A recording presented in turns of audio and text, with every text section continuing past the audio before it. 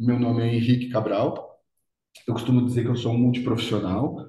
Eu venho da área da moda, mas hoje em dia eu sou estudante de museologia e sou mais voltado para a questão de gestão de informação e metodologias, né? Que é o objetivo que a gente está aqui nesse encontro, para que a gente possa repassar para vocês duas metodologias de criação de projetos ou de atividades pedagógicas, utilizando acervos de museus e galerias. Mas, como a gente está tratando de um assunto sensível, que é o caso de museus étnicos, né, ou museus étnicos, como é o caso do MAI, eu sempre gosto de introduzir o tema a partir dessa problemática, que é a questão da apropriação cultural, que é algo que de fato existe no Brasil e no mundo, mas no Brasil é mais delicado por conta de toda a diversidade que nós temos, né? É um assunto sério e que a gente precisa tratar, porque embora ele exista, seja um problema, ele é contornável, né? Na minha opinião. Mas então, quando a gente vai lidar com um assunto que não é da nossa natureza, não faz parte da nossa história, não faz parte do povo ao qual eu pertenço, ou do país ao qual eu pertenço, eu posso me apropriar disso de qualquer maneira? Eu posso fazer uma pesquisa ou desenvolver uma atividade utilizando um tema que não faz parte da minha história, que não faz parte do meu povo, da minha família, que eu não domino, né? Porque esse é o cerne da questão da apropriação cultural, né? Então, eu trago aqui algumas frases que ilustram o tema, né? Então, praticar uma cultura é apreciação cultural. Então, eu pego e começo a praticar Kyudo, por exemplo, que é a arqueria japonesa. Eu aprecio essa cultura e eu pratico ela. Então, isso é apreciação cultural. Se eu adapto uma cultura a algo meu, como no caso da moda, que faz muito isso, né, de se apropriar de objetos e elementos para novos produtos, isso é adoção cultural. Eu estou adaptando ali uma questão que vem de outra natureza para um produto ou serviço ali que eu estou desenvolvendo, mas que pode acabar em apropriação cultural. Tem que aceitar, professor. Hum? Tem que aceitar, professor.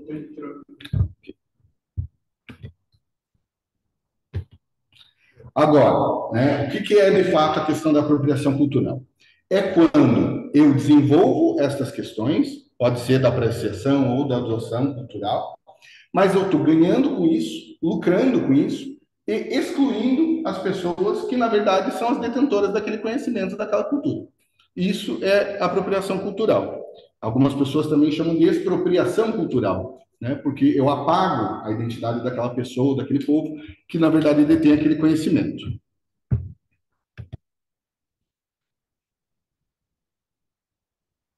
Então, aqui uma frase da Jamila Ribeiro, né, que trata bastante sobre esse assunto da apropriação cultural do lugar de fala, né?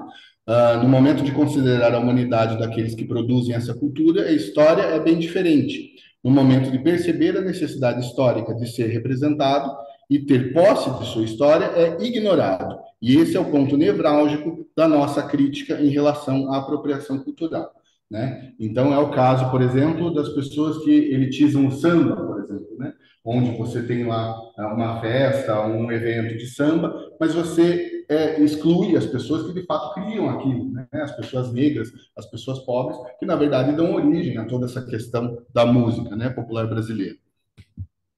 Mas então, para a gente poder lidar com o fato da apropriação cultural de uma forma ética, eu dou aqui algumas dicas para que a gente possa utilizar no nosso dia a dia.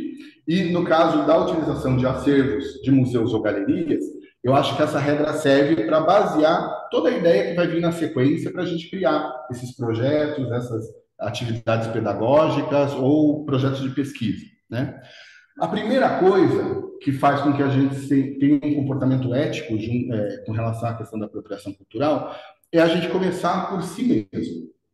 Num primeiro lugar, então, o que quer dizer? Se eu vou desenvolver uma pesquisa, ou vou desenvolver alguma atividade pedagógica, ou vou desenvolver mesmo um evento, a primeira coisa é partir da minha própria história. Procurar assuntos relacionados a mim, à minha família, ao meu povo, à minha localidade, minha cidade, meu país, etc. Esse é o primeiro passo para a gente pegar e ter um comportamento, uma atitude ética, né, com relação à apropriação cultural. Porque se eu estou partindo de mim, eu me torno a pessoa que detém o conhecimento E isso vai fazer com que eu me afaste do risco de criar ali esse problema com a apropriação cultural, porque eu não vou me envolver com outra cultura, com outro povo, com outra família, com outra história. Estou partindo de mim.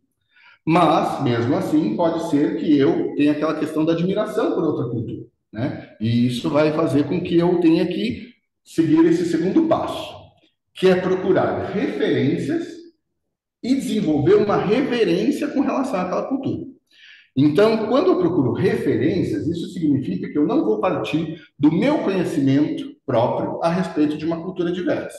Então, se eu vou fazer um trabalho sobre cultura indígena, eu não vou partir de um achismo, de algo que eu conheço, que eu vi na TV, que me falaram. Eu vou procurar referência. Referência bibliográfica, referência de pessoas, vou tentar encontrar um povo, né? Vou tentar conversar com pessoas que representem aquela cultura para poder ter essas referências de alguém que domine de fato o conhecimento. A partir do momento que eu conheço esse assunto de alguém que faça parte daquele povo, daquela cultura, eu naturalmente desenvolvo uma reverência, que é o quê? Que é respeitar aquela pessoa, respeitar aquela cultura. E isso vai fazer com que eu mude completamente a minha forma de tratar o assunto. E, por fim, dar uma contrapartida para esse povo, para essa cultura, para essas pessoas. Dividir com ela aquilo que eu estou desenvolvendo. Seja a autoria de um trabalho, né? Mencionar ele no plano de aula, mencionar ele num projeto cultural, né? Que faz parte aquela pessoa que me ajudou ou aquelas pessoas que me ajudaram. E se eu tiver algum lucro financeiro, eu dividir com elas da mesma forma. Então, isso faz com que o trabalho com outra cultura siga por um caminho ético, né? Eu primeiro procurei as referências pessoais que eu tenho a respeito do assunto.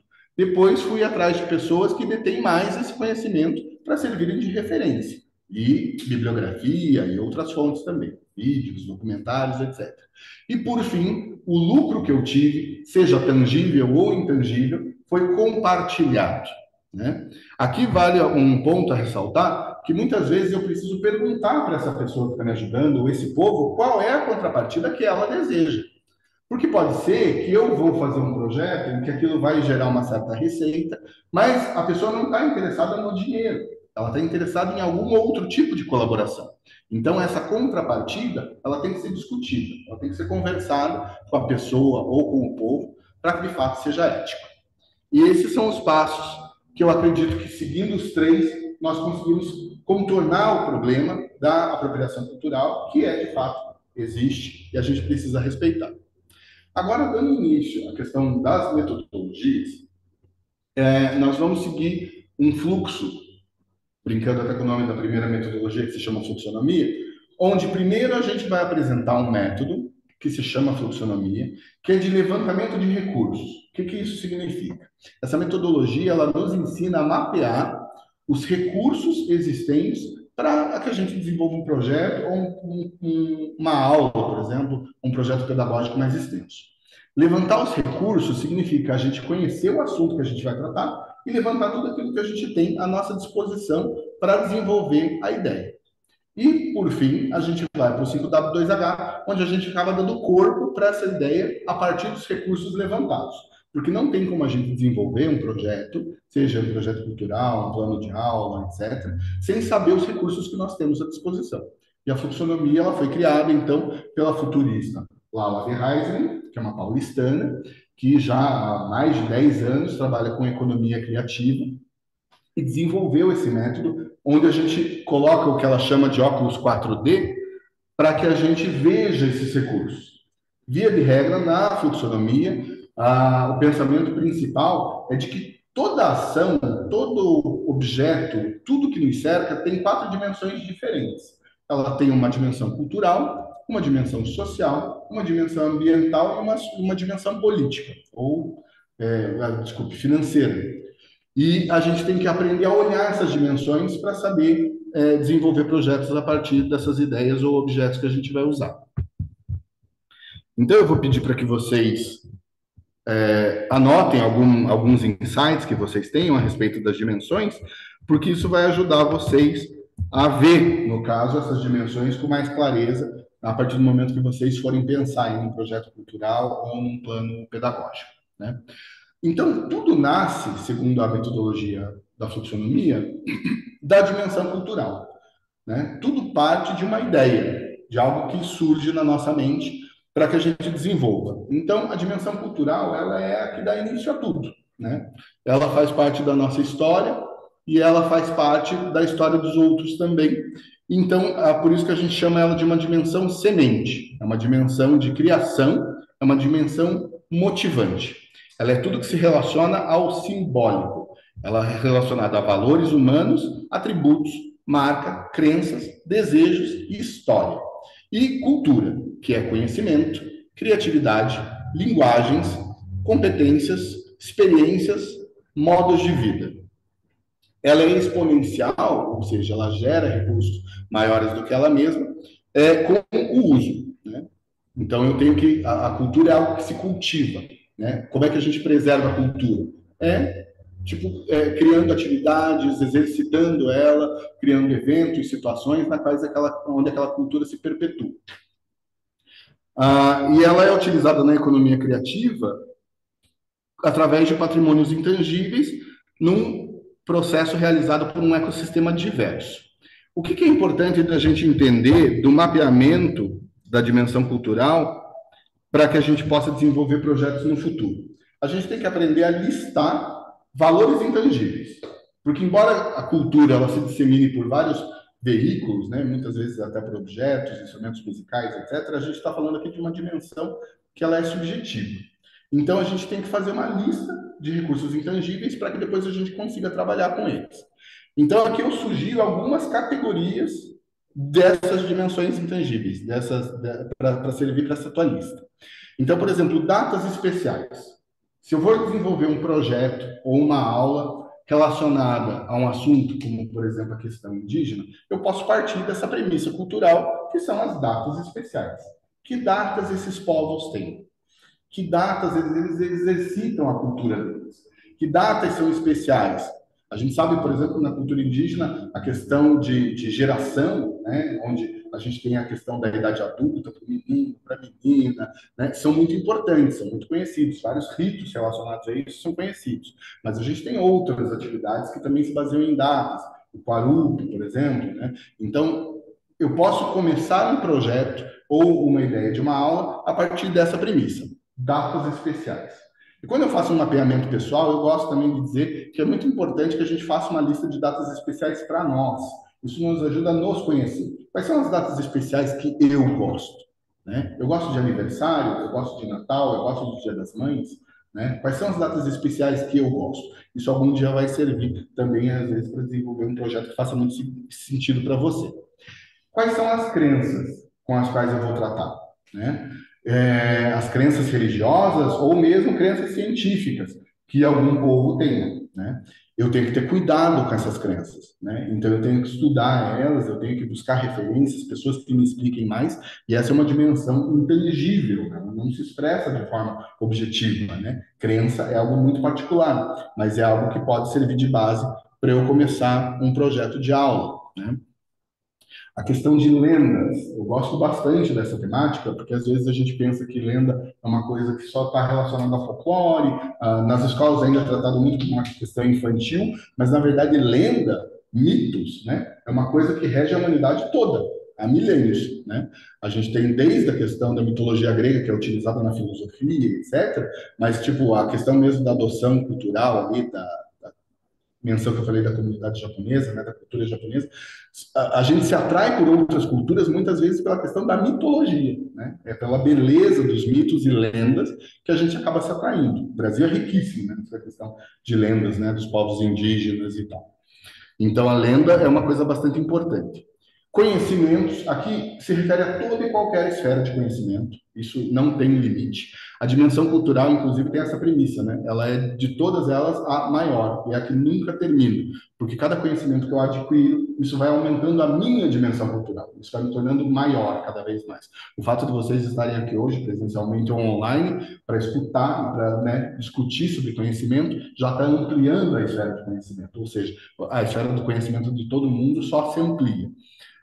Saberes tradicionais, que podem ser conhecimentos relacionados a artesanato, a gastronomia, a medicina, né? A gente sabe que hoje em dia todo mundo está muito voltado para isso, né? Depois que a gente descobriu os problemas que uma alimentação demasiadamente industrializada causa, está todo mundo mais voltado para uma alimentação mais natural e quer descobrir novas receitas, conhecimentos antigos relacionados a isso, a medicina tradicional, seja ela chinesa ou aqui brasileira, indígena, a questão popular das garrafadas. Então, todos esses saberes tradicionais também podem servir de mote para que a gente desenvolva um projeto ou um plano de aula.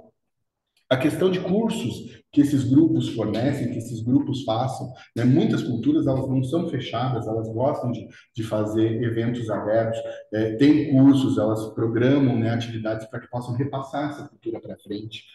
A questão das festas típicas, como eu mencionei, né, falei do Guarupi, a questão indígena, mas né, todas as festas típicas que nós temos no Brasil, né, que a gente pode listar e pode servir de base aí para o desenvolvimento de projeto ou de plano de aula.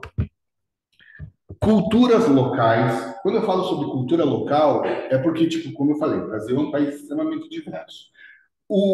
Na questão indígena, né, já que a gente está aqui no MAI, tem essa problemática, né? A maioria das pessoas não indígenas acham que o indígena brasileiro ele é todo igual, do norte ao sul. E não é. Ele tem diferenças gigantes, né? Tanto da questão da cultura, quanto a questão da alimentação, a questão da indumentária, né? Ele é extremamente diverso, como qualquer pessoa que nasce no Nordeste, que nasce no Sul, vão ter essas diferenças. Então, saber pontuar a questão da cultura local é muito importante, né? Para programar um projeto ou um plano de aula. Eu vou estar falando para quem? Do conhecimento que eu estou desenvolvendo, né? Que eu estou fazendo ali o trabalho. Porque, dependendo do local onde eu vou estar replicando esse conhecimento, aquilo que eu vou estar falando para o Sul pode ser ofensivo para quem está no Nordeste, e assim por diante, né? Então, eu tenho que entender de cultura local. E feiras, né? No caso, aqui é tratado como uma questão de cultura, porque a gente sabe que uma das coisas que turista mais gosta de fazer, por exemplo, é visitar a feira quando vai para uma determinada região, porque é local de efervescência cultural. Você tem ali, né, nas feiras, muitas vezes, tudo relacionado à cultura popular, né? Do artesanato à gastronomia. Citando aqui, por exemplo, em Curitiba, no Largo da Ordem, não tem visitante que não vá passar um domingo no Largo da Ordem, porque ali, via de regra, você encontra tudo, desde a história de todo o município, a história dos feirantes que se confundem com a questão das etnias que compõem aqui a cidade, está tudo ali, né? Então, feiras é um local muito importante que deve estar nessa lista da dimensão cultural.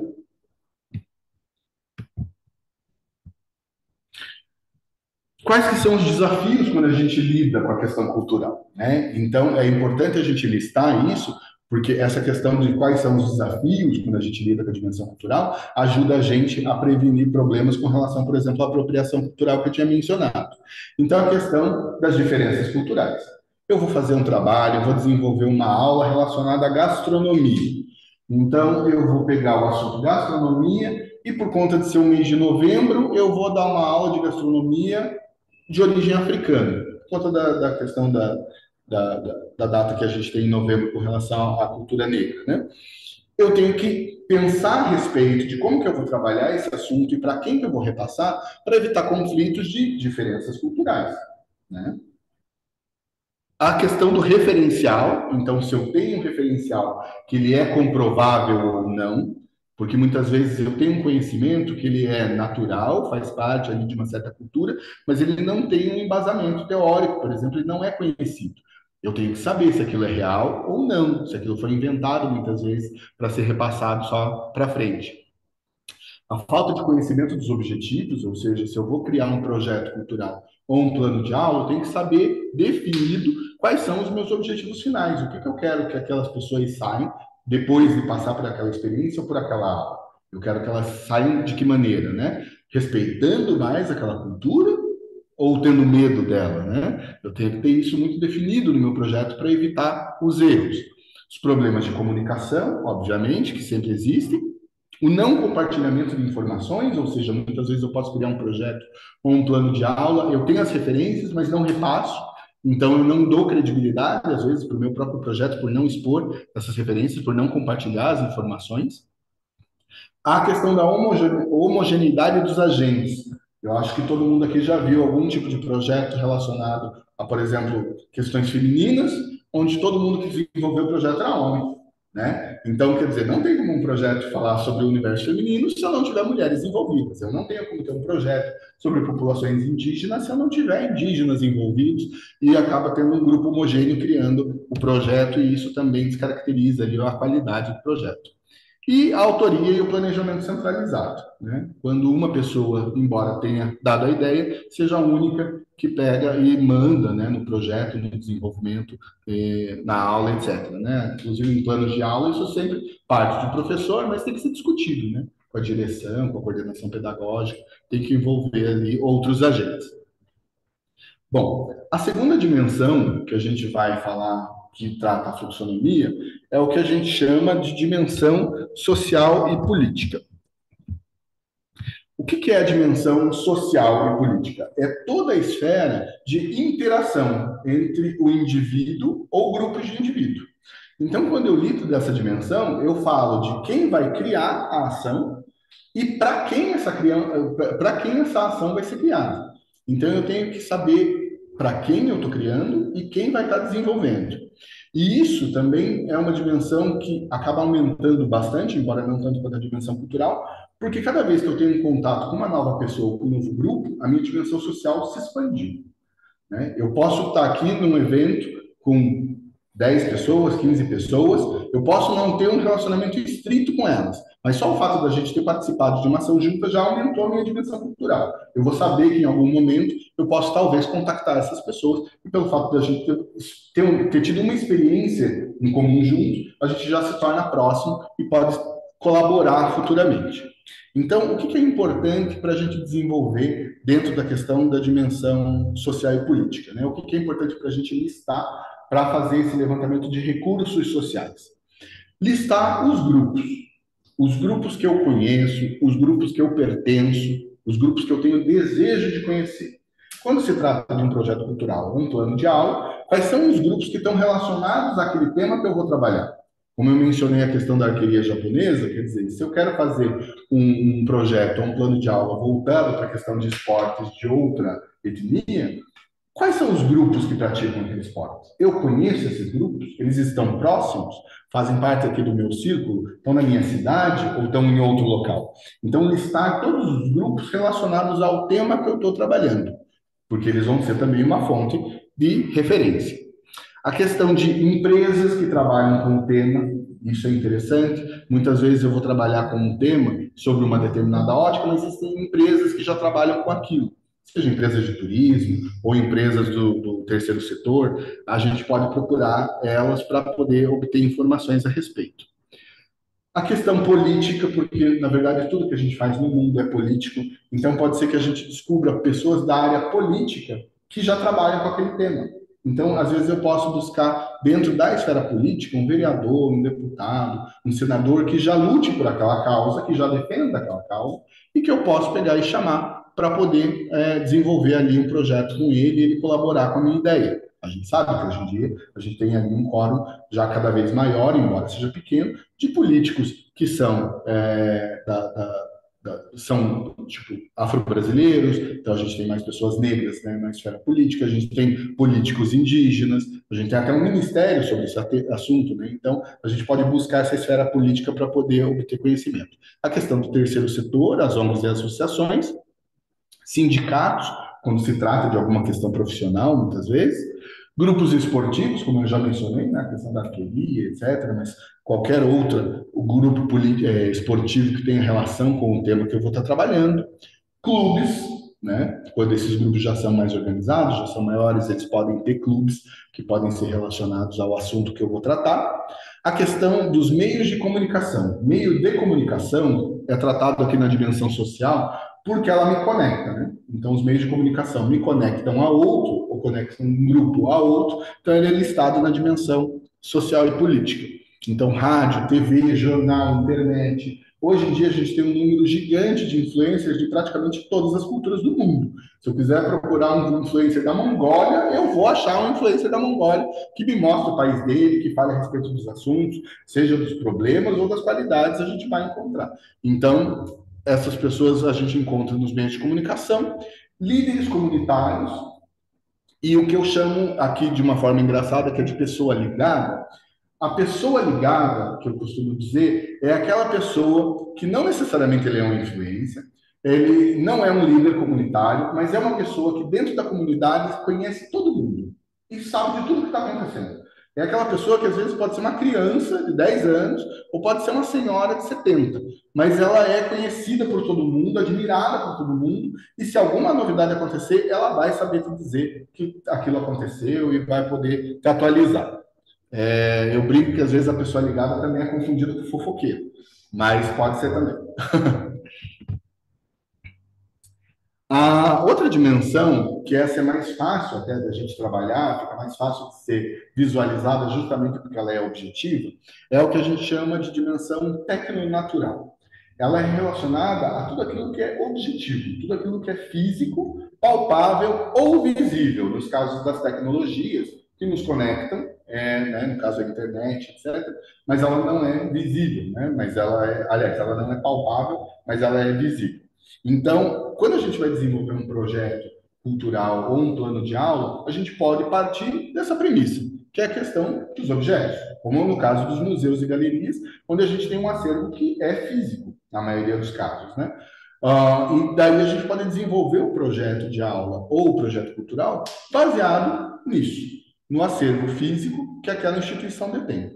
E daí eu posso fazer inúmeros recortes, né? Como aqui no MAI, por exemplo, o visitante, né, ou o proponente ali da atividade, da aula ou do projeto, que ele pode partir desde a questão da cerâmica indígena, da questão da plumária, que é riquíssima, da questão dos bancos de madeira, ou seja, são infinitos os objetos e os elementos físicos que as culturas indígenas têm que podem servir de base para isso. Mas como é que eu vou decidir dentro desse universo por onde que eu vou começar?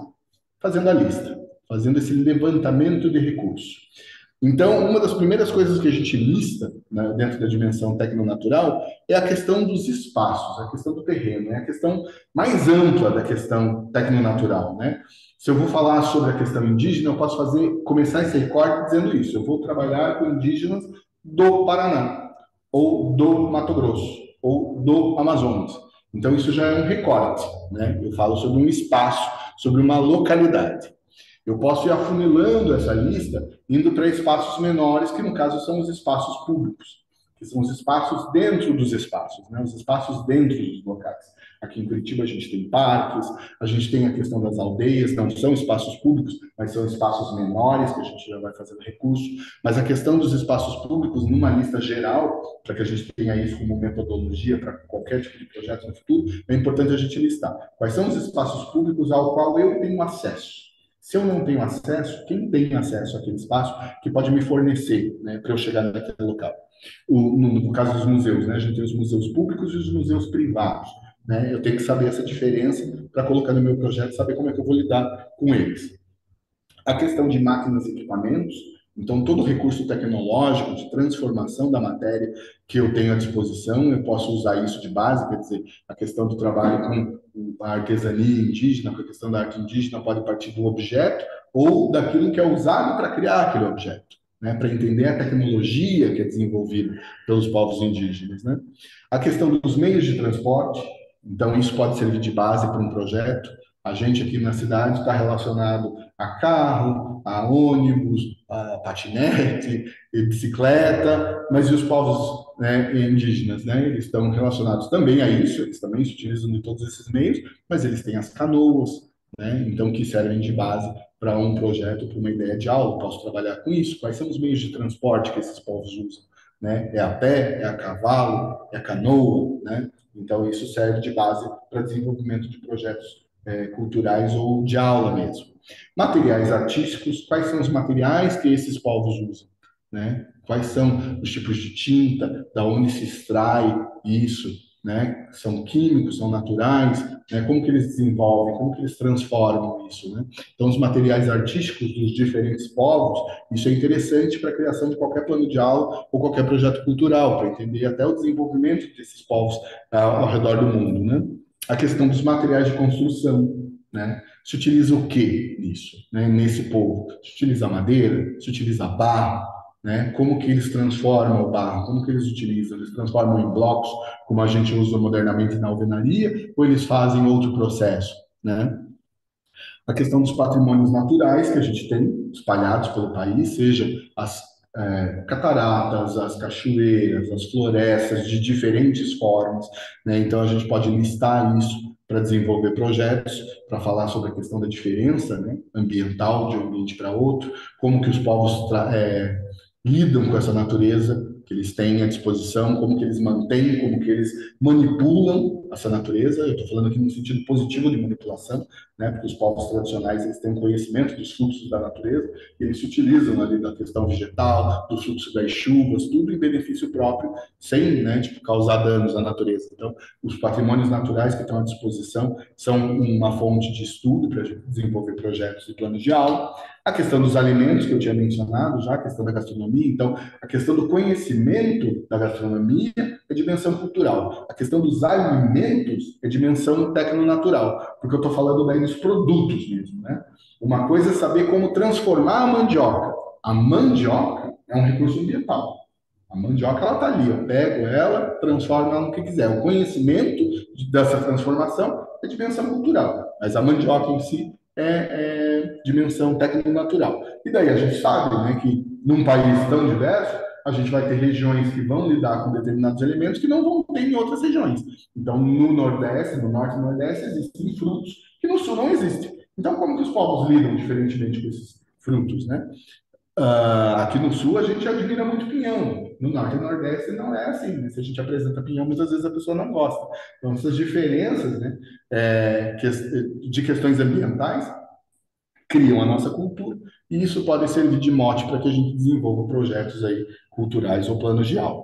E aparelhos ali, que no caso está muito relacionado também à questão de máquinas e equipamentos, né? Qualquer tecnologia que as pessoas desenvolvam gera recurso para essa dimensão tecnonatural. E falando aqui sobre uma dimensão que existe, mas que pode ser tratada de várias formas, que é a última dimensão que a gente normalmente pensa quando a gente fala em termos de fluxonomia, é a dimensão financeira ou solidária. Necessariamente, quando a gente fala da dimensão financeira, eu não estou falando de dinheiro, eu estou falando de valor, coisas que tenham valor e possam ser compartilhadas, coisas que possam valer para mim e para outras pessoas, substituindo muitas vezes o dinheiro e que sirvam então para contrapartidas, para que possam ser compartilhadas entre as pessoas e sirvam de contrapartida. Então é importante, quando eu vou desenvolver um projeto ou um plano de aula mesmo, embora possa parecer que não, que eu pegue e estabeleça essa lista de recursos que eu tenho à disposição no sentido financeiro. Porque, por exemplo, se num plano de aula você vai estabelecer que você vai levar os seus alunos para um museu, para fazer uma visita, para entender sobre a questão da gastronomia daquele povo, você tem que listar de que maneira que isso vai acontecer. A escola tem um veículo próprio? Ela vai ter que alugar? A instituição cede um veículo? Porque isso vai causar impacto no projeto, se ele vai ser desenvolvido ou não. Eu posso colocar todas as ideias que são ali intangíveis ou tangíveis que vieram nas dimensões anteriores, que eu já listei, e o projeto parecer bonito. E às vezes eu não vou conseguir executar, porque eu não tenho recurso, ou eu não tenho acesso a quem tenha recurso para me fazer conseguir realizar o projeto. Então, dando um exemplo, né? Se a escola não tem um veículo que possa levar os alunos para a instituição para fazer aquela visita, para ter aquele conhecimento prático da questão da gastronomia que eu gostaria de trabalhar, pode ser que esse problema seja solucionado por alguém da esfera política. Porque eu posso conhecer um vereador que tenha verba, que destina para a educação, que gosta do tema, que defende o tema da questão da cultura, que vai te ajudar a conseguir um veículo para fazer aquela visita. Ou seja, aquele recurso que você listou na dimensão social vai ajudar você a solucionar o problema da dimensão financeira. Então, a gente tem que expandir esse olhar para a questão da dimensão financeira, pensando que não é só dinheiro, mas são coisas que têm valor e que servem para serem compartilhadas. Então, a gente sempre, para concluir um projeto, ou não concluir o projeto, desculpe, para concluir esse levantamento de recursos para um projeto, eu deixo a dimensão financeira por último, também porque se eu começo listando quais são os recursos financeiros que eu preciso para executar uma ideia, muitas vezes eu desisto dessa ideia logo no início. Eu já penso que eu vou precisar de R$ 5.000, eu não tenho esses R$ 5.000, eu não vou ter como levantar, eu desisto da ideia. E, na verdade, se a gente fizer todos os levantamentos anteriores, eu descubro maneiras de desenvolver essa dimensão financeira ao final e que eu consigo, sim, realizar a ideia do projeto. Então, quais são os itens, né, da categoria da dimensão financeira que eu devo listar? Crédito. Se eu tenho crédito ou alguém a quem eu tenho acesso tem crédito. Quando eu digo crédito, eu não estou falando do limite do cartão, eu estou falando de credibilidade. Quer dizer, se eu desenvolvo um projeto cultural e vou apresentar para uma instituição para tentar conseguir apoio dela, eu tenho que mostrar credibilidade para conseguir apoio. Como que eu demonstro essa credibilidade? É você que tem que listar, né? Quais são as formas de credibilidade que você tem? É o teu currículo? São ações que você já fez ao longo da vida que servem para dar essa credibilidade, né? Se eu não tenho crédito, como que eu consigo? Como que eu tenho alguém que tenha? Então, às vezes eu tenho uma boa ideia, mas eu não tenho esse know-how, eu não tenho esse currículo, mas eu agrego ao meu projeto alguém que tem esse currículo para conseguir essa credibilidade, né? Para dizer, eu tenho a ideia, mas essa pessoa detém o conhecimento. É ela que vai aplicar. Então, isso já dá credibilidade. Isso faz com que eu consiga aceitação nos meios em que eu vou propor essa ideia do projeto ou do plano de aula. Patrocínio. Então, se eu tenho alguém que aposta nas minhas ideias, independente de credibilidade, eu coloco na lista. Brincando com a palavra do patrocínio que as pessoas falam, mas muitas vezes o patrocínio vem em primeiro lugar dessas pessoas. São da família e dos amigos, né? Se eu não tenho como provar a credibilidade de uma ideia que eu quero executar, de um projeto, de um plano de aula, muitas vezes quem vai investir em mim, no primeiro lugar, seja família e amigos. Mas é bom que eu coloque essa lista. Eu tenho família e amigos que apostariam nessa ideia, eu tenho pessoas que eu posso contar, que já muitas vezes me ofereceram e eu nunca utilizei, mas que agora pode ser que venha a calhar. Ok. A questão de políticas de apoio, por exemplo. Muitas vezes eu quero executar um projeto, dentro da escola eu não vou conseguir, por uma série de questões, mas eu gostaria muito de desenvolver aquela ideia, de levar adiante, de apresentar para alunos, quem sabe, de outra instituição. E daí, para existem políticas. Políticas, tanto do governo, né, do Estado, quanto políticas de apoio, às vezes, de empresas que tenham ali recursos, que gostam de apresentar ideias relacionadas a que você está tratando, seja valorização da cultura, de povos diferentes, questões de sustentabilidade, etc., mas que você pode buscar essas políticas para conseguir o recurso para executar o teu projeto. A questão de voluntariado, então muitas vezes o teu projeto, ele é local, ele é pequeno, ele não depende de recursos financeiros, ele depende só de mão de obra, ele depende de pessoas que venham e te ajudem a executar, né? E daí, para isso, você precisa comunicar essa tua ideia para conseguir os voluntários, né? Muitos projetos relacionados à saúde, por exemplo, né? A questão dos palhaços da alegria, por exemplo, né? Eles não dependem, óbvio que recursos financeiros são bem-vindos por todas essas organizações, mas eles dependem basicamente o quê? De voluntário. Se não tiver o voluntário executando a atividade, o projeto não existe. Então, pense na hora de desenvolver o teu projeto ou o teu plano de aula, se muitas vezes o teu projeto não depende só disso, né? De voluntários. Às vezes, esse voluntariado pode vir justamente de estudantes e aposentados, né? Tem muitos projetos que se desenvolvem a partir disso. Se vocês procurarem pela internet, vocês vão ver que existem projetos pelo mundo todo de conhecimento de línguas, por exemplo, que hoje em dia utilizam aposentados, né? Então, são pessoas de idade madura, que já se aposentaram nos seus trabalhos, estão precisando se comunicar com outras pessoas, e daí elas fazem isso ajudando estrangeiros a aprender um novo idioma, né? E isso é uma troca ali. Alguém precisa de interação social e outra pessoa precisa do conhecimento, e eles trocam isso. Estudante sempre precisa de horas, né? Sempre precisa de hora para apresentar na faculdade, precisa apresentar projetos onde ele demonstra que executou algum tipo de voluntariado, existem instituições de ensino que exigem isso. Então, muitas vezes, estudantes podem ser essas pessoas que vão ajudar você no desenvolvimento do teu projeto. Aqui a questão do CNPJ é porque muitas vezes um projeto, para ser desenvolvido, ele precisa de uma figura jurídica. Ele não pode ser realizado só por uma pessoa física. Essa pessoa física não é, por algumas organizações, tida como alguém de credibilidade. Então, ele vai te exigir um CNPJ. E muitas vezes o que acontece? Por que ele está listado nisso como um recurso que, se eu não tenho, eu posso buscar? Porque muitas vezes não é que eu preciso criar uma empresa para desenvolver um projeto, mas eu posso encontrar alguém que já tenha uma empresa, que já trabalhe com aquele tema e que possa virar meu parceiro naquele momento e executar o projeto. Eu não precisei criar uma empresa, a outra empresa entrou de parceira, vai ganhar com isso também, em questão de currículo, em questão de recurso financeiro mesmo, etc. E a gente conseguiu executar o projeto sem problema. Existe um coletivo no Brasil que trabalha com banco de CNPJ. Né? Então, eu estou tentando me lembrar aqui do nome do coletivo, mas o coletivo, eles têm um banco de CNPJ no Brasil inteiro, onde quando alguém, algum membro desse coletivo deseja desenvolver um projeto, ele busca um parceiro que já tem o CNPJ, com aquele KNAI, que no caso é a atividade, né, que é o CNPJ liberado para executar, que possa executar o projeto por ela quando ela tem essa ideia.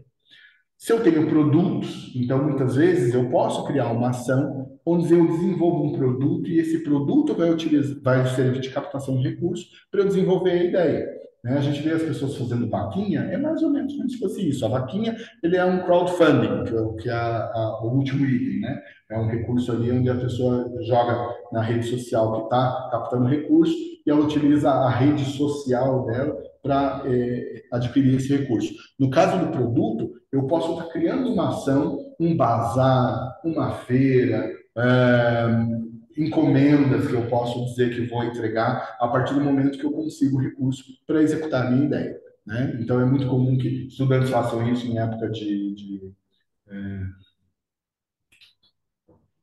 Obrigado. Em época de formatura, né, onde eles fazem uma série de produções para comercializar, para adquirir recursos. Mas isso também pode ser uma ação para desenvolver projetos culturais ou planos de aula que você tem, né? E serviço, que está na casa do produto. Então, às vezes, eu não tenho um produto, mas eu tenho um serviço que eu posso disponibilizar. Eu faço design, eu faço cartão de visita, eu faço folder, etc. Eu posso prestar esse serviço para alguém que tem interesse na troca por recurso financeiro ou apoios de outra ordem que me ajudem a desenvolver futuramente esse projeto.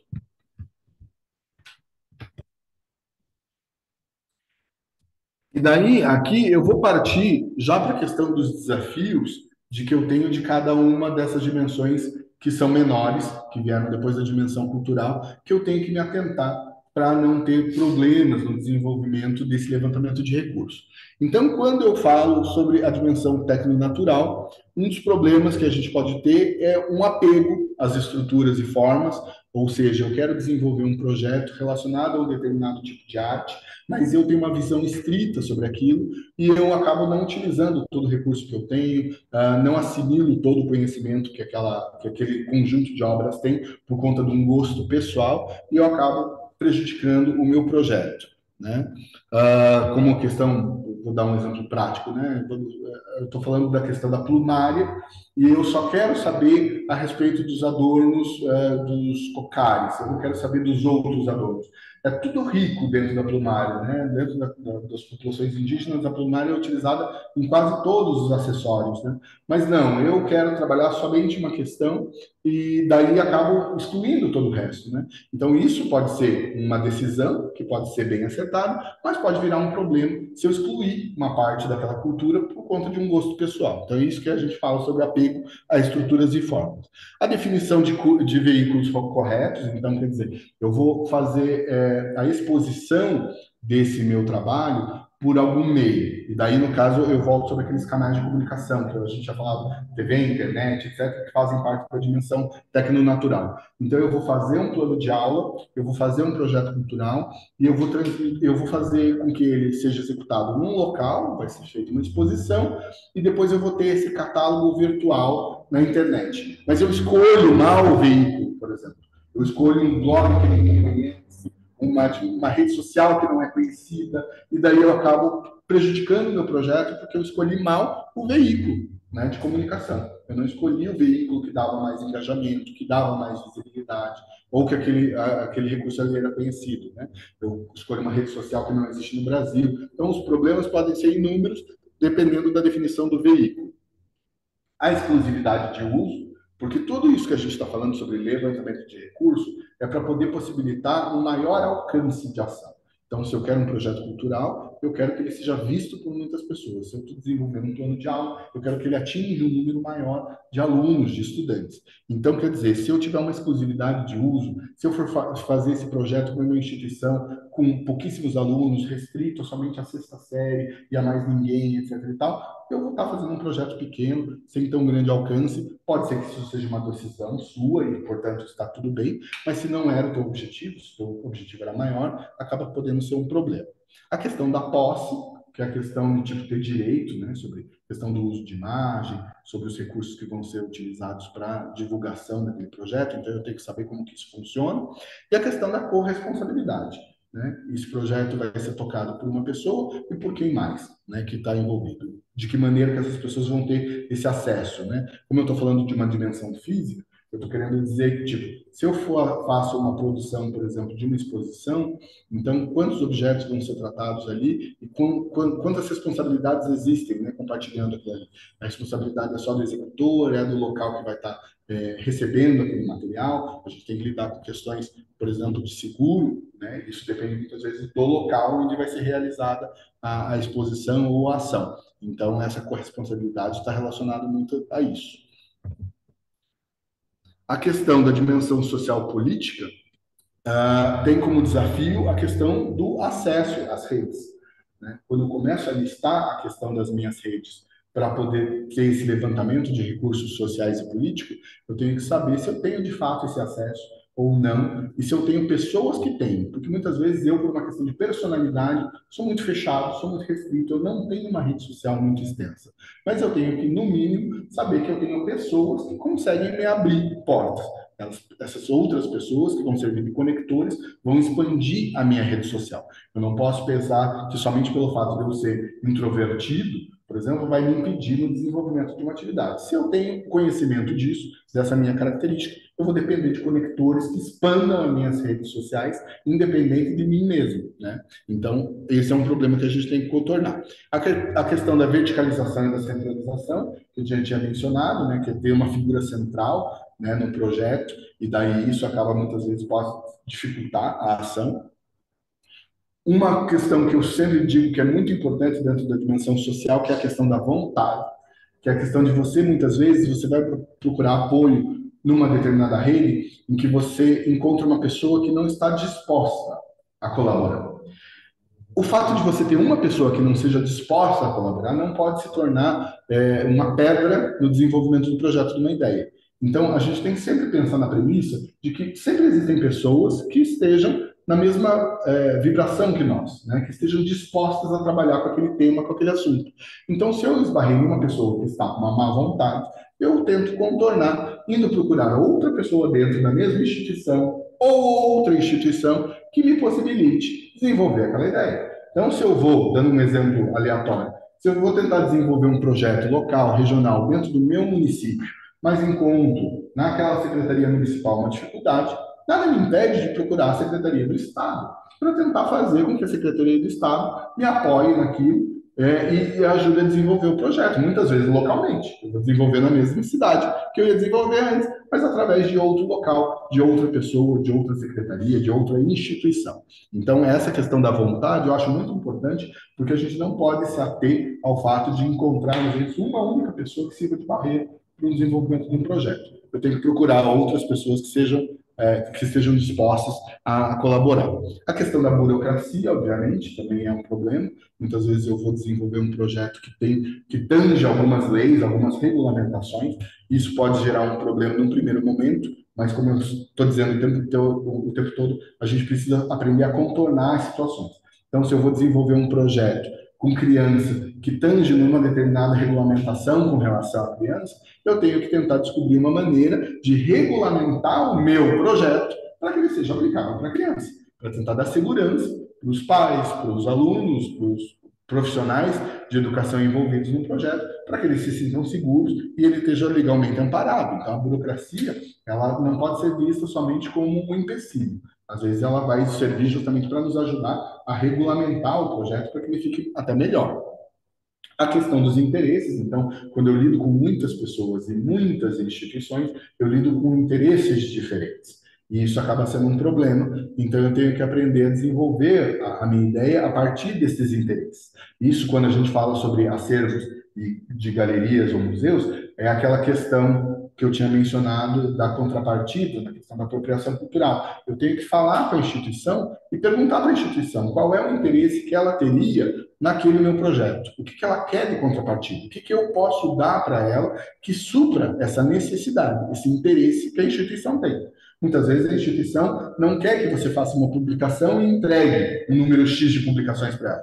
Ela quer que você ajude a trazer mais visitantes. Então, quer dizer, a atuação tem que pensar de que maneira eu vou trazer alguma coisa que solucione esse problema da instituição, esse interesse da pessoa. Né? Muitas vezes eu tenho um indivíduo dentro do projeto que é muito importante e ele tem um interesse específico, né? E eu tenho que tentar responder a esse interesse dele. Quer dizer, algum participante pode estar querendo que aquele projeto sirva para engrossar, vamos dizer assim, o currículo dele para uma pós-graduação, para um mestrado que ele queira. Então, às vezes, eu posso fazer isso, né? Dar uma orientação dentro do projeto para que aquilo sirva, de fato, para ele, para o interesse futuro que ele tenha, né? Então, isso são coisas que a gente tem que construir quando as ações são relacionadas a muitas pessoas ou muitas entidades. E, obviamente, a questão do reconhecimento. No final de tudo isso, de um final de um projeto ou de um plano, as pessoas gostam de ser reconhecidas, né, por aquilo que fizeram. Então, quer dizer, você poder fazer esse reconhecimento, tanto de si mesmo, que executou ou de idealizou, quanto de todos os participantes, isso é importante. Isso, quando não é bem feito, pode gerar problemas, porque se você não dá o reconhecimento devido numa determinada situação, no futuro você não vai ter aquela colaboração de novo, né? E a questão dos desafios da dimensão financeira solidária, monetário solidário, são essas questões da dificuldade da gente não atrelar a ideia de valor à moeda, né? Então, a primeira questão é essa, conversão de valores, né? Se eu vou dar uma contrapartida, a pessoa que está desenvolvendo o projeto comigo, ou a entidade que está desenvolvendo o projeto comigo, não tem interesse no dinheiro, ela tem interesse numa contrapartida. Mas como que a gente vai definir essa contrapartida? Quer dizer, muitas vezes ela vai exigir uma contrapartida, se fosse convertido em valores monetários, eu nem teria como pagar isso para ela. Então, a gente tem que aprender a discutir com os parceiros a respeito dessa questão do valor, para saber dimensionar ele, e se for feita uma conversão, ela tem uma lógica, ela tem uma base comum, né? Então, isso pode ser trabalhado de diversas formas, né? Em termos de planilha, em termos de tempo. Esses coletivos que eu mencionei, que tem, por exemplo, como o Banco do CNPJ, muitos deles trabalham com conversão de tempo, né? Então, a contrapartida que eu vou dar é medida em tempo, o que eu vou exigir também é medida em tempo. Então, não existe moeda relacionada, né? Isso é uma forma de tentar resolver o problema. A questão do investimento, se aquilo vai gerar um recurso futuro ou não, se aquilo vai ser executado momentaneamente ou não, se aquilo vai gerar futuramente para os outros. Eu já vi projetos culturais darem errado, porque no momento aquilo que foi acordado para o evento estava acordado, mas para o futuro aquilo gerou receita para outros envolvidos, mas que não para alguns.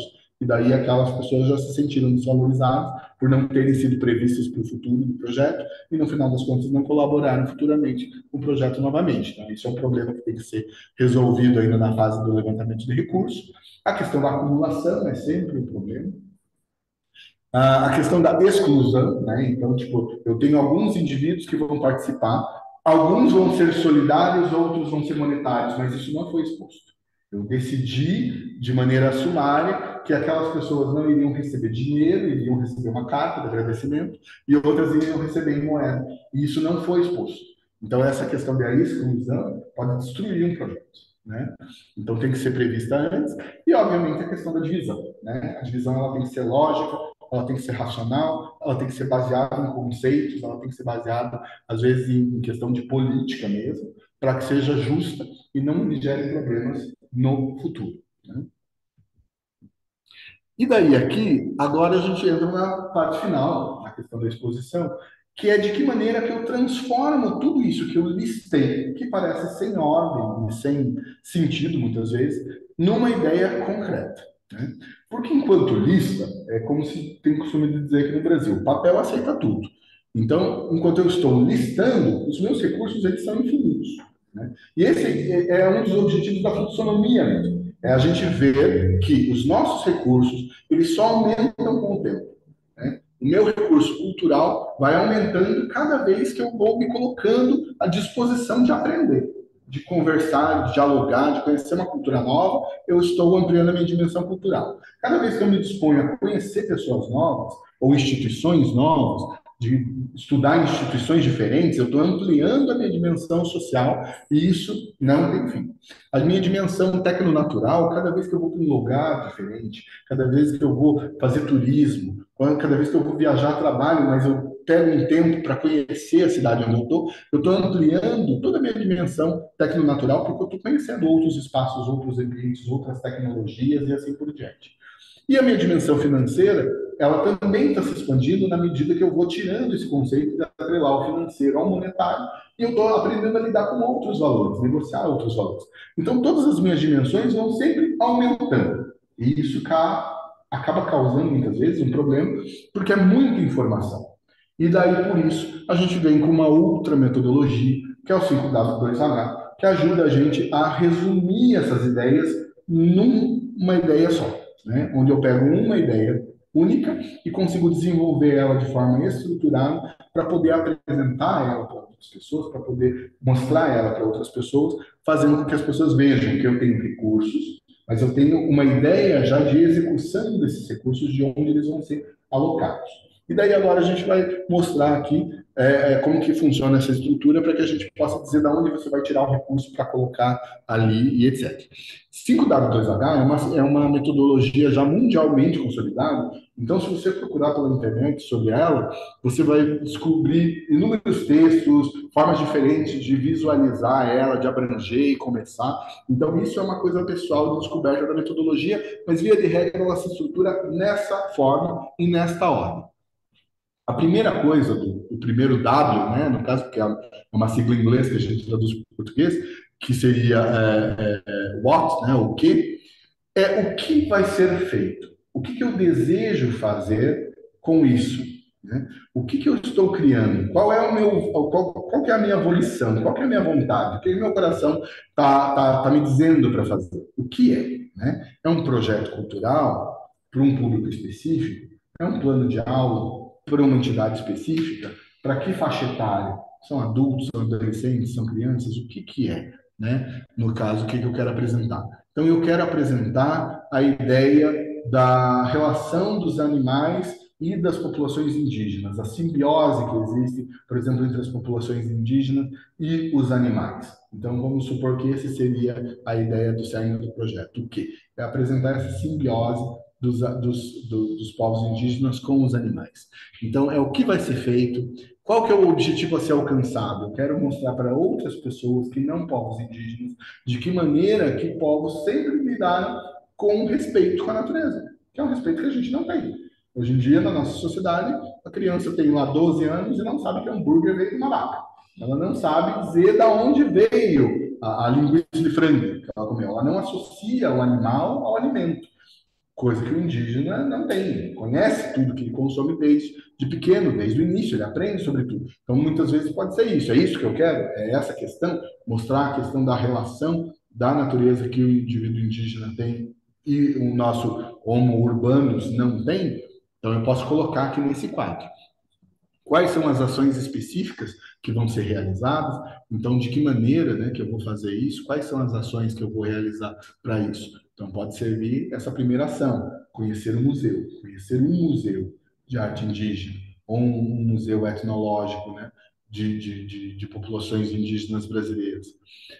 Diagnosticar uma situação, que podia ser essa. Eu vejo que a sociedade do homem urbano está totalmente desconectada com a natureza. Eu quero buscar dentro dessa instituição museológica ali que trata de assuntos indígenas exemplos que mostrem a simbiose para trazer para esse homem urbano. Isso pode ser um diagnóstico da situação. Qual que é o meu plano de ação? Né? O que eu vou fazer primeiro? Então, eu vou entrar em contato com a instituição. Eu vou entrar em contato com o museu, com a galeria, para verificar com ela quais são os elementos que ela já dispõe para colaborar com essa minha ideia. E o projeto. Definir o que é, eu posso dar um nome para ele. Né? Eu não me lembro agora qual filósofo diz que as coisas só vêm a existir a partir do momento que a gente dá um nome. Então, meio que é isso, né? Eu defini o que é, eu dou um nome para ela. Bom, o segundo W, que no caso em português é o porquê, é o porquê que eu estou fazendo isso. O que está me motivando? Né? Isso tem a ver aqui com esse quadro anterior, com a questão do diagnóstico da situação, mas eu posso aqui definir melhor. Lá era só um termo, né? Tipo, a relação do homem urbano com a natureza é um caos. Mas aqui eu posso descrever isso. Por que que eu estou fazendo isso? O que que me levou a criar essa ideia, a me motivar? Quais são os motivos para realizar isso? E aqui eu faço uma lista. Quais são todos os motivos que eu tenho, pessoal, profissional, financeiro, espiritual, para desenvolver esse projeto? Eu falo isso porque os projetos, os motivos podem ser inúmeros mesmo, né? Eu posso ter uma motivação desde profissional, alguém me pediu para fazer, eu tenho que executar isso, porque eu tenho que entregar isso na escola, etc.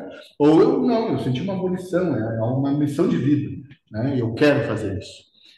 Qual que é a minha justificativa? Né? Então eu listei o porquê, os motivos, e eu faço um texto de justificativa para que isso. Isso é só para mim? Né? Não pode ser só para mim, isso tem que fazer sentido para outras pessoas. Então, normalmente na justificativa eu coloco um texto que vai abrir o olho de outras pessoas também. Outras pessoas vão ler e vão se reconhecer no que eu escrevo no porquê. O terceiro W, que no caso é who, que é quem, né? Esse tem uma via de mão dupla, porque ele fala sobre para quem eu estou fazendo esse projeto e por quem ele será executado. Então aqui eu defino para quem que eu estou fazendo, então aquelas questões de público, né? É para um público adulto, é para um público infantil, da escola ou não, período de férias, envolvem os pais ou não, para profissionais de moda, eu tenho que definir aqui os públicos, para quem que eu estou querendo fazer isso. E aqui eu também defino a questão de por quem que vai estar executando, quem são as pessoas que vão estar fazendo parte do projeto. E aqui eu incluo as fichas técnicas, que no caso são os currículos das pessoas que vão estar relacionadas à ideia da execução do projeto. Aqui está o quarto W, que seria o where, que é onde que eu vou estar executando esse projeto. Onde que será feita a ação? Onde que será feita, onde que será dada a aula? Né? Qual setor essa ação vai acontecer? Né? Em qual local? Então, se eu estou falando de uma cidade, em qual setor dessa cidade? Vai ser num parque? Vai ser numa praça? Vai ser num teatro? É na escola? Vai ser dentro da sala de aula? Vai ser no laboratório? Vai ser de que maneira? Né? Levantar os dados cartográficos ou demográficos. Então, levantar essa questão da região, né? Se eu vou estar executando no Paraná, é no Paraná todo, a gente também pensa que o Paraná é diverso. Então, eu tenho que pensar em qual região do Paraná. É norte, sul, nordeste, quais características de cartografia e de demografia existem para que eu vá fazer isso lá. Tem um sentido para eu fazer isso lá?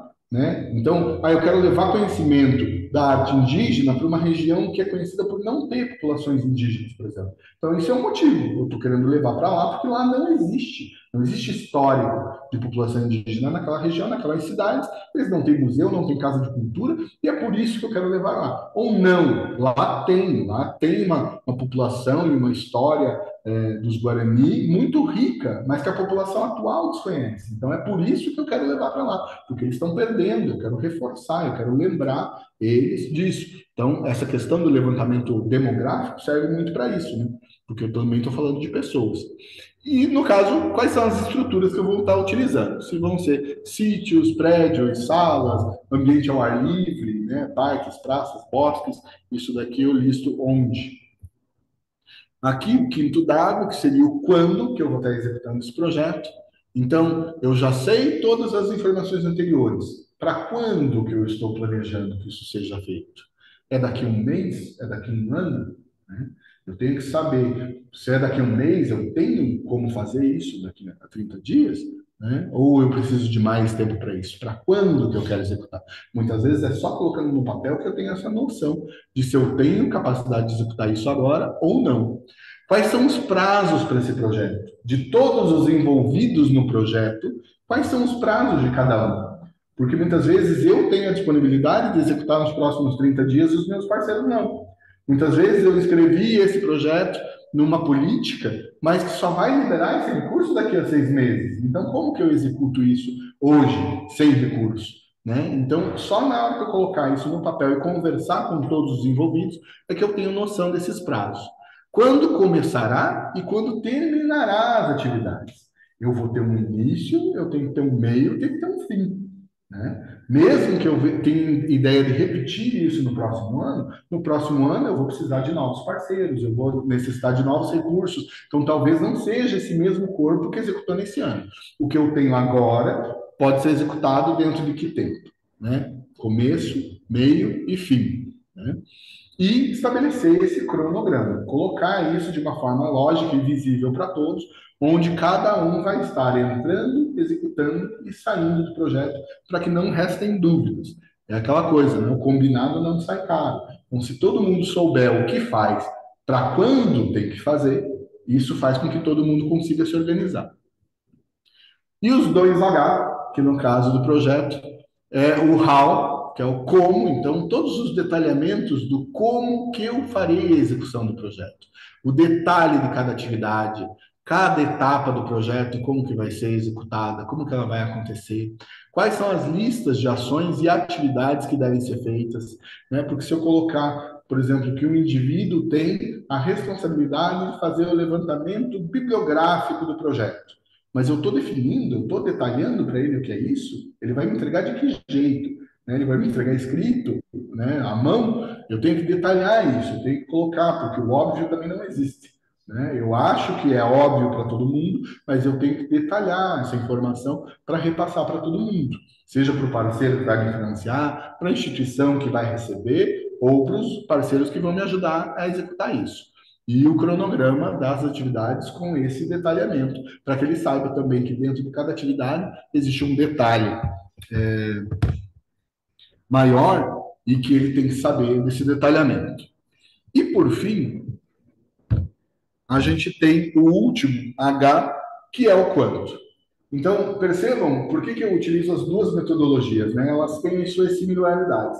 A fluxonomia, ela lida com a dimensão financeira solidária como última dimensão a ser listada, porque ela acaba sendo muito pesada no sentido conceitual, né, para nós, numa sociedade capitalista, e ela pode impedir o desenvolvimento do projeto. Da mesma forma, no 5W2H, a gente também só vai discutir o quanto na última fase, para que a gente saiba todos os recursos que a gente tem anteriormente e que possa servir de base para encorajar a execução desse projeto. E quando eu tenho ele todo detalhado, em todas essas categorias do 5W2H, para apresentação para um possível patrocinador, para um possível apoiador, também está claro qual que é o meu nível de conhecimento sobre o assunto, qual que é o nível de conhecimento dos meus parceiros que vão executar junto, qual que é o meu conhecimento de toda a execução do projeto, quais são as garantias que eu posso dar com esse detalhamento, para que no final, quando eu apresento ali uma necessidade financeira para executar, seja em termos financeiros ou em termos solidários, como a gente já falou da questão do tempo e das outras contrapartidas, ele consiga ver a execução daquilo acontecendo e isso tenha credibilidade. Então, no quanto eu coloco qual é o custo da execução, qual que é o tipo de benefício esperado, então quer dizer, isso tem um custo para a execução, mas isso tem um retorno também. Qual que é esse retorno que eu estou esperando da execução desse projeto? É financeiro também ou é de outra ordem, né? Qual que vai custar totalmente essa ação em cada fase, mas também em cada atividade, para que as pessoas possam saber exatamente qual é a sua. Isso aqui ajuda na questão daquela definição, por exemplo, de responsabilidade, de corresponsabilidade. Se um indivíduo sabe que faz parte de um corpo de 12 pessoas que vão executar um projeto, mas ele vê no cronograma, na planilha de execução do projeto, que a atividade dele é menor que a dos outros, ele não vai questionar, querer exigir que o recurso que ele vai receber seja muito maior que o dos outros, porque ele entende que existem pessoas com responsabilidades maiores, com atividades maiores, e outras com atividades menores e responsabilidades menores, e por isso fica claro para todo mundo o que cada um vai ter como recurso, né? O que cada um demanda para executar a sua atividade e o que cada um recebe depois da atividade executada. Vocês escrevendo, né, transportando da lista dos recursos vindas da fluxonomia para dentro do 5W2H, vocês vão ver que mantendo a lista dos recursos da fluxonomia Ali, né, tipo, sempre no teu computador, no teu celular, sempre aumentando a lista. Conheci uma pessoa nova, coloquei nos meus recursos sociais. Conheci uma instituição nova, coloquei nos meus recursos culturais. Fiz um curso novo, coloquei na minha lista de recursos, né, que eu fiz um curso novo, que eu tenho conhecimento a mais. Descobri uma fonte de recurso nova, coloquei na minha lista de recursos.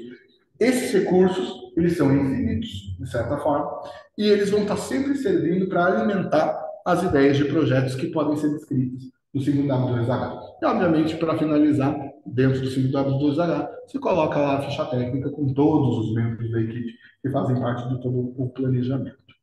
Então, pessoal, tanto os que estão presentes quanto os que estão online, teve gente que acabou de entrar agora, que eu vi, vai ter que ver depois no YouTube lá o conteúdo completo.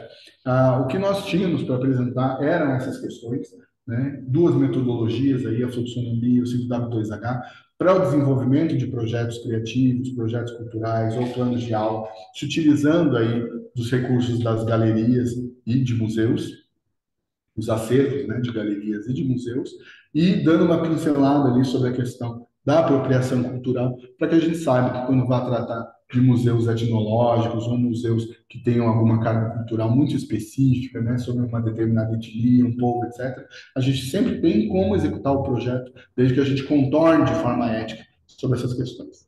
Então, queria agradecer a presença de todos esse sábado de manhã, ou seja, o dia que você estiver vendo isso aí no YouTube. Muito obrigado. Bom dia a todos.